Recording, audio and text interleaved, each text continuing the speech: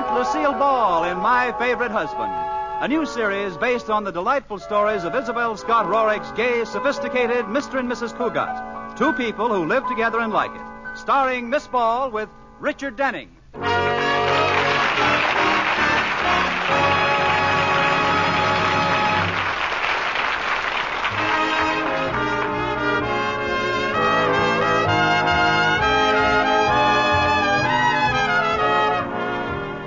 As we look in on the Cougats this morning, something new has been added. There's a moving van in front of the house next door. But, of course, the new neighbors don't interest Liz Cougat in the least. Liz? Yes, George? You've been standing at that window for an hour. Oh, I have not. Yes, you have. You ought to be ashamed. Now, come away from there. They might see you. No, they won't, George. They're too far away.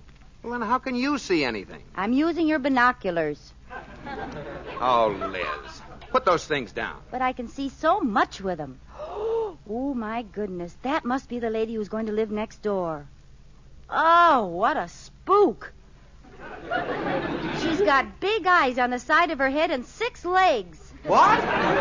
Oh, my mistake. I was looking at a fly on the windowsill. Oh, they're taking in a barrel now, and it's full of their very best china. Now, how can you tell that? Because the moving men dropped it off the truck and bounced it along the sidewalk. Yeah, I guess you're right. Oh, there's the lady who's moving in. She's standing by the curb with one foot on her chest. I beg your pardon? She has one foot on her chest. It's a Chinese chest. What nationality is the rest of her? Oh, don't be silly. Now leave me alone. Oh, Liz, please, don't be so nosy. Oh, there goes their living room couch. It's not so hot. It's just plain spying. You don't catch me doing anything like that. Oh, there goes a lot of fishing equipment. Hand me those glasses. I knew that would get you. Here. Yeah, there goes a shotgun. And a big leather chair, probably for the den. You know, George, now that I see you doing it, it does look awful. I'm not going to spy on them anymore. Must have money, too. There goes a beautiful mink coat. Hand me those glasses. That's the kind of mink that lays eggs at Easter.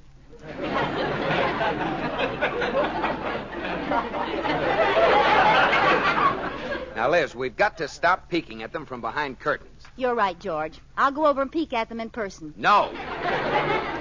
Oh, honey, I know you like to be neighborly, but sometimes you carry it too far. I do not. When the Crawfords lived there, they didn't complain that I was running over all the time, did they? No, they took the easy way out. They moved. Oh, George. Oh, look, there's Corey. I wonder what he's doing here so early. Maybe he's just getting home. He's probably been up all night dancing as usual. Oh, hello, Corey. Hi, George. Hello, Corey. What are you doing up so early? I came over to talk to George. What time is it? 8 o'clock.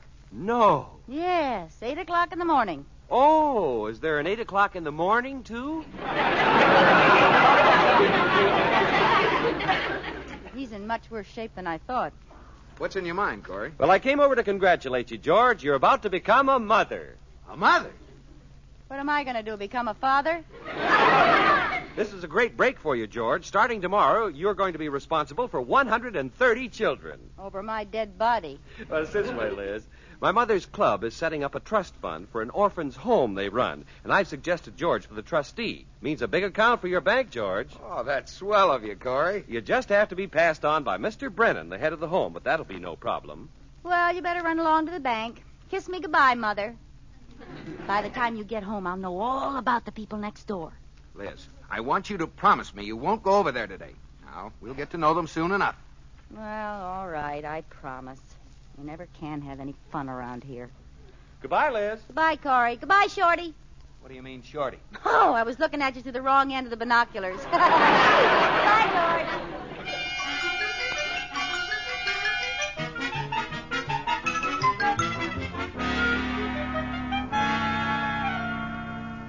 Mrs. Cougat, aren't you afraid the new neighbors may get suspicious and realize we're looking at them? Oh, why should they? We're just doing our cleaning. Yeah, but we've been washing these same 2 windows all afternoon. Katie, you're right. We'll stop this minute. We're being completely unladylike and unneighborly. And besides, the moving van just left. Oh, my, they carried in a lot of junk, didn't they? I've been watching 'em move furniture for nigh under 30 years, and I've never seen such choice, ripe junk. With women who know junk best, it's Mrs. Cougat 2-1. Oh, I'd love to find out what she's like, Katie. Oh, so would I. Of course, I promised George I wouldn't. But you know, she might be lonely. Do you think so? Yes. She'll get to brooding and wonder why her neighbors haven't come to see her. She'll feel she isn't welcome and become moody and depressed and despondent. Finally, she'll shut all the windows and turn on the gas. Goodbye, Katie. Well, where are you going? Next door. If I hurry, I may be able to save her life.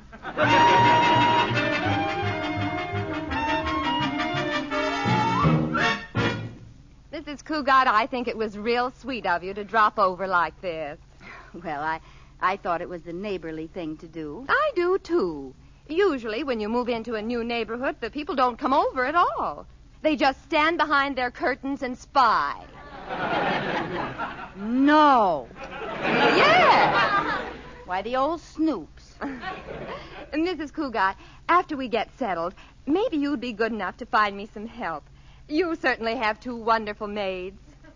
2? Yes, and are they thorough? They spent the whole day cleaning the same 2 windows. Well, we have just one maid, Katie. I'm letting the other one go. The red-haired one with the nice figure. Oh? Well, then maybe I could get her to work for me. No, you wouldn't like her. She's too inquisitive. Got her big nose and everything.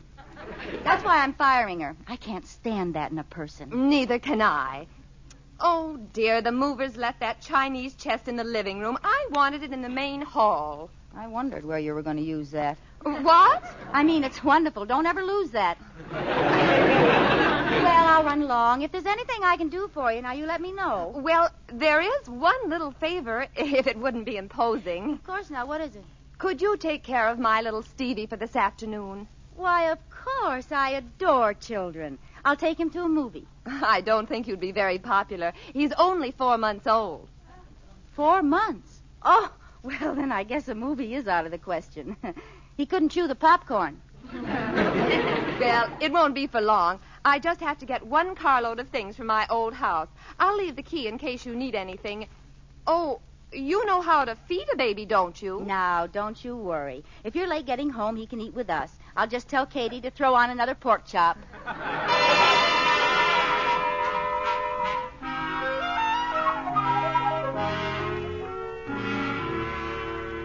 All right, Stevie. Now you sit right here until Liz decides what to do with you. Well, sit up. Why do you keep falling over all the time? All right, I'll hold you. There.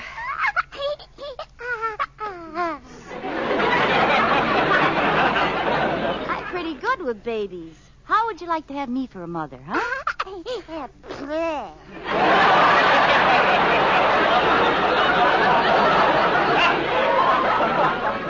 Well, you don't have to get nasty about it. Oh, Mrs. Cougat. What is it, Katie? Mr. Cougat just pulled into the driveway. He's home early. Oh, darn it. I thought I'd have the baby back by the time he came home. Here, take him in the other room. All right, come on, baby. Hi, Liz. I'm home early.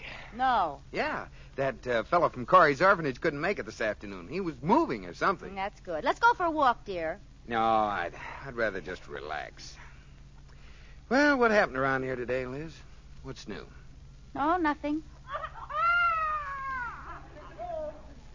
What's new with you?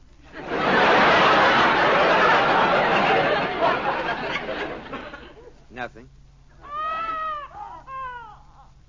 Liz, what's that crying? What crying? That crying. What's new with you? Liz, I distinctly heard a baby crying. No, George. I did that. Oh, now, wait a minute. What do you take me for? For better or for worse, George. I don't mean that.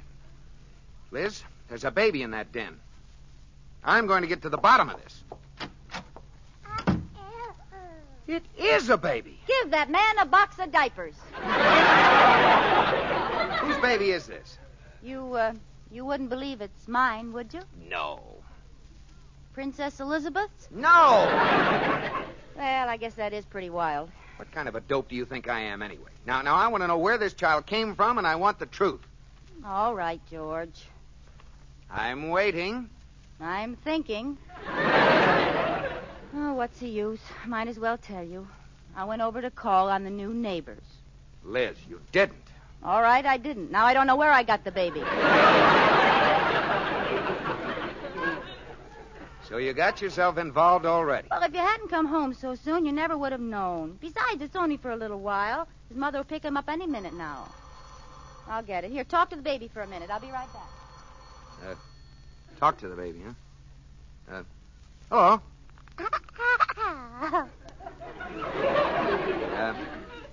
What would you like to talk about? Oh, now, stop crying. If you stop crying, I'll make a funny face for you. Let's see. How's this one?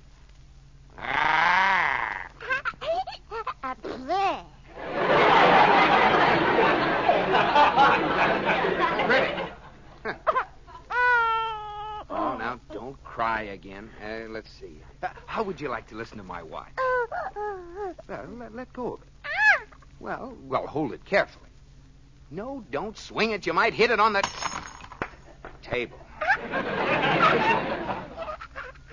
Put up your dukes. That was the baby's mother on the phone, George. Oh, well, I'd be glad to get rid of this kid.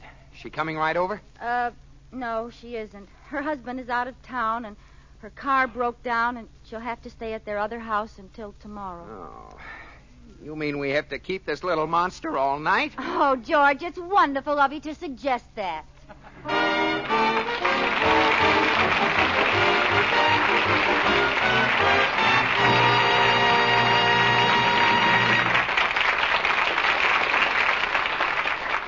The battle between Liz and George and the baby will continue in just a moment in Act 2 of My Favorite Husband.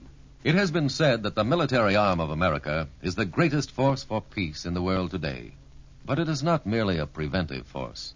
Hardly an hour passes in any given day in which our servicemen at home and abroad are not performing some deed that illustrates the desire of Americans to lend a helping hand wherever possible.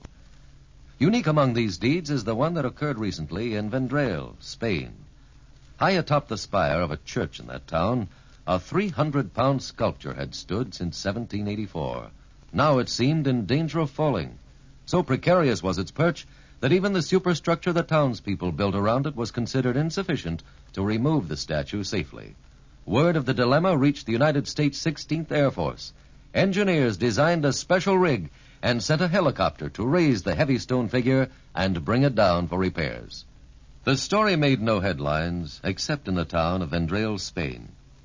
But it should also make a headline in the conscience of all Americans. A headline that might read, "We are Americans.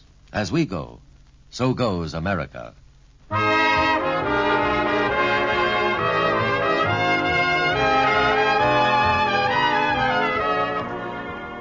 And now, let's go back to Liz and George Cugat and see how they're getting along with the baby. Where are you, Liz? In the kitchen. Oh, here you are. I got the baby bottles and things from next door. Good. I wrote the baby's formula down on this memo pad. Let's see now. We'll need milk, baking powder, cheese, and lighter fluid. What? Oh, that's my shopping list. Well, find that formula. The baby's upstairs screaming his head Oh, off. here it is. 28 and 2. 28 and 2 what? I can't remember whether it's 28 ounces of milk and 2 of water or 28 of water and 2 of milk. But you do remember it was ounces. Yeah. Or was it quarts? Oh, fine. Now what'll we do? Well, let's compromise. We'll make it 15 of each. Yeah, but it might not be good for him. Well, she talks so fast. She did say something about cereal. Yeah, that sounds better. I've heard of babies eating cereal. Now, which kind do you think he'll like best? Cornflakes or Post Toasties? Oh, here's a good one. Grape nuts. Ah, that's a little rough, isn't it? Maybe it should be cooked. Oh, don't be silly. You can't cook grape nuts. Here's some cream of wheat. Oh, wait a minute. Don't bother. Here's a bottle of stuff that's just made for babies. We'll give them a drink of this. What is it? Baby oil. Baby oil. Oh, they don't drink baby oil. They don't? Of course not. That's to fry the cereal in. Well, how'd you expect me to know? Hey, there's some canned baby food and that stuff I brought over. Oh, good. We can't go wrong with that. It's made for babies. Here, open a can of carrots. Oh, it's spoiled. I'll have to throw it out. Oh, what's the matter with it? Oh, it's all mushy and squishy. Give me another can. Well, here's a can of beets. That ought to be good. How do you like that? This one's spoiled, too, just like the other one. Gee, it's a lucky thing you noticed it. The kid sure would have been sick. Well, we'll just stick to the formula. Milk never hurt anyone. Okay. Oh, but we'll have to have a nipple for this bottle. Did you bring any? I didn't see any. Well, how are we going to... Get me the scissors, George, and hand me that pair of rubber gloves. I'll cut the fingers off. Miss Cougat, that baby is crying something awful. I know it, Katie. We're having a terrible time trying to fix his food for him. Why didn't you call me? I know what to do. Oh, Katie, you're a lifesaver. But I'll fix it and give him this feeding. This feeding? You mean there'll be more? She means breakfast, George. Oh. Oh, no, I don't. But a baby this age is too young to be up at night. You'll find out. He'll probably eat every 4 hours all night long. Oh, Katie, you're kidding. I'll bet he sleeps all night.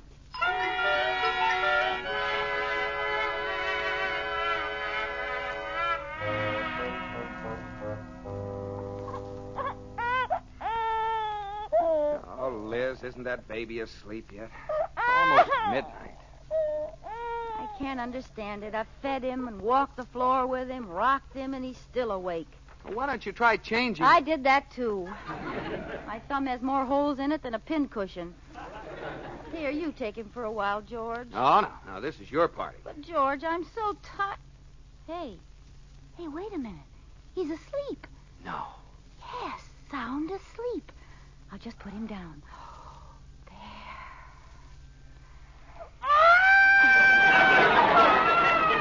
Oh, darn it.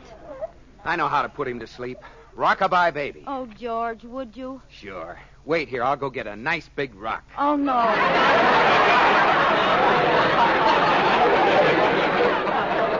I was only kidding. Here, I'll take him for a little while. Now, he won't hurt you, Stevie. George, tell him one of your after-dinner stories. They'd put anyone to sleep. That's right. Insult me. Well, say something to him. He won't understand what you say. He just likes to watch your Adam's apple bob up and down. All right. Stevie, did you ever hear the story about the traveling salesman? Well, he knocked on the farmhouse door. George! Well, you said he wouldn't understand. Well, now I'm not so sure.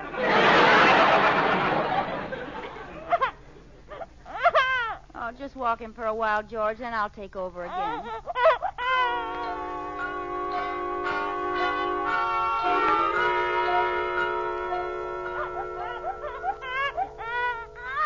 Oh, come on, Liz. It's your turn. I've been packing this soggy little bundle for 2 hours. I didn't sleep a wink. Give him... Oh, George, I'm stupid. You just finding that out? No wonder the poor little fellow couldn't sleep. I forgot to burp him. Burping? Certainly. Come here, little fellow. Now, over my shoulder. There we go. Couple pats on the back ought to do it.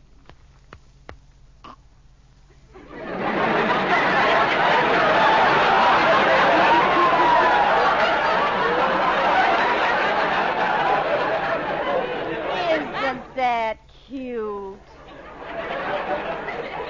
Cute? Oh, when he does it, it's cute. When I do it, it's vulgar.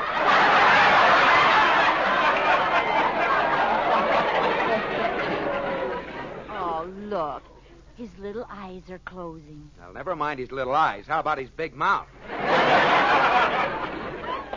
Oh, he's asleep already. Oh, well, we finally did it, George. What time is it? Almost 4 o'clock.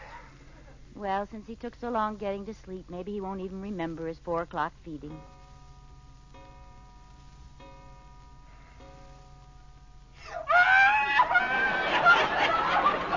Oh, that's not a baby, it's a time bomb. Well, it's not his fault. He's hungry. Well, if he's so hungry, let him get up and make himself a sandwich.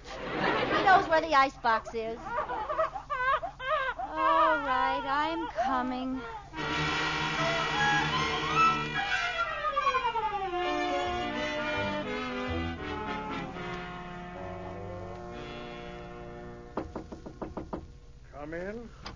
Oh, good morning, Mr. Atterbury. Cougat, you're late, boy. I'm sorry, Mr. Atterbury. Have a party last night, boy? No, sir. No, Liz and I were up all night with a baby. A baby. George, congratulations, boy. Oh, but Mr. Atterbury... Why didn't you tell me? Is it a boy or a girl, boy? It's a boy. Boy. Oh, but it isn't ours. We're just keeping it for the people next door. Oh. George, that Mr. Brennan was here this morning about the orphans' home trusteeship. I don't think you're going to get it.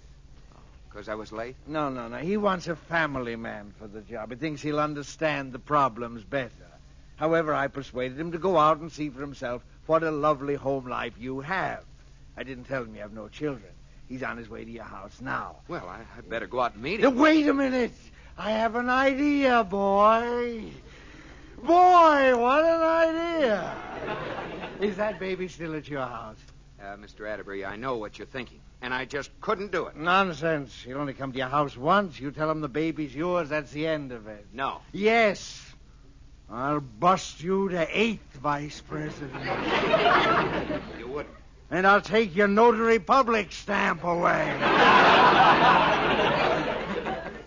I'll do it. All right. Now run along, boy. In the meantime, I'll call Liz and put her wise.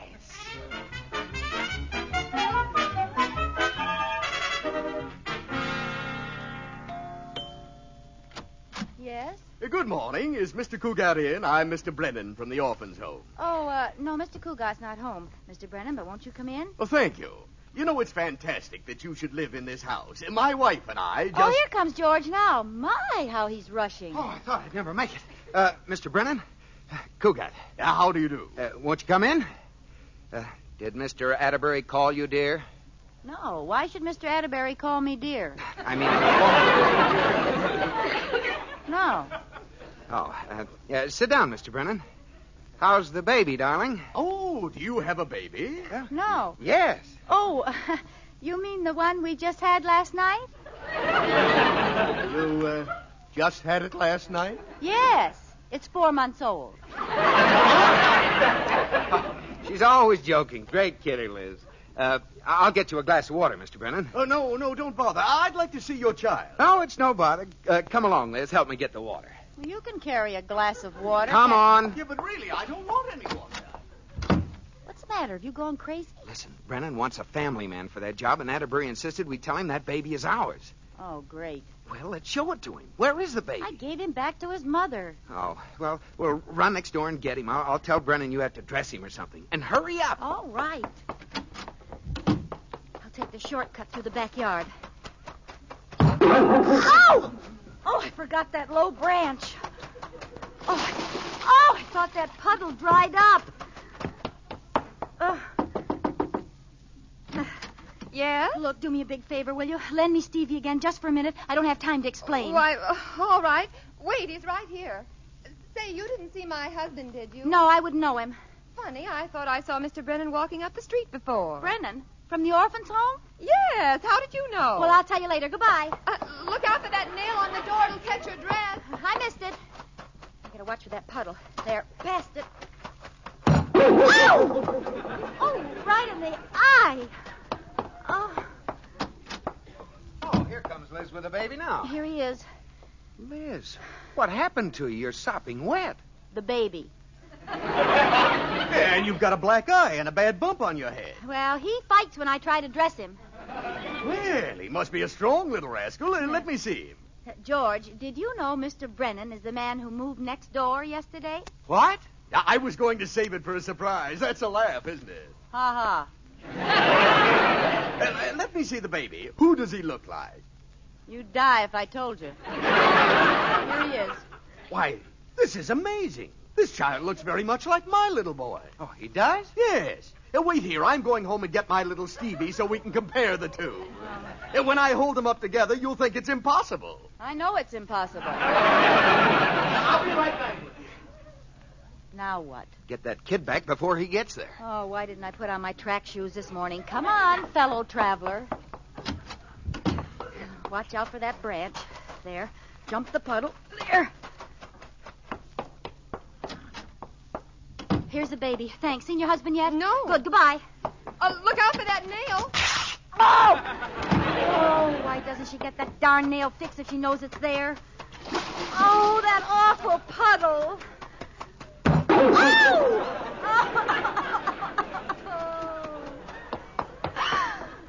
Oh!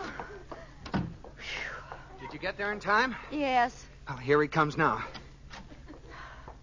Where's the baby? Why didn't you bring him? Yeah, why didn't you bring him? You know, when I got home and took a good look at him, I could see. They don't look alike at all.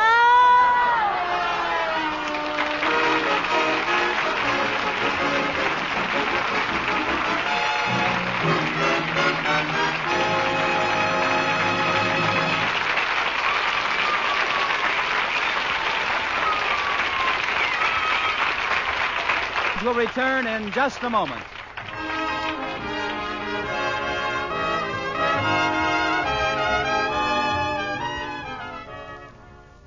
Why is dead reckoning called dead?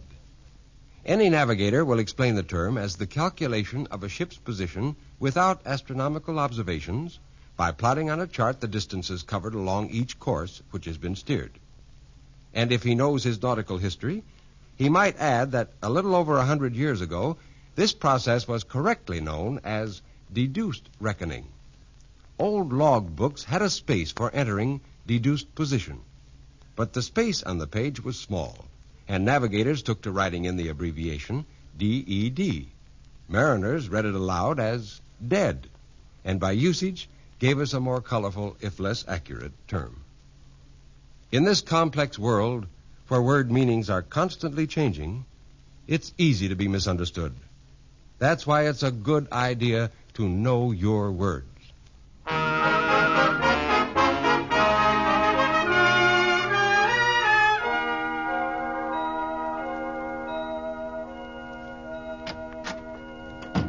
Oh, Liz, I was almost asleep. Where have you been? Next door. I was telling Mr. Brennan how wonderful you are, and he's going to give you that job as trustee. Oh, that's great. Just one thing, though. I had to promise to do them a favor. Yeah? What kind of a favor? Oh, no, not tonight. No, not tonight, George. For the whole weekend. Good night, honey. Oh.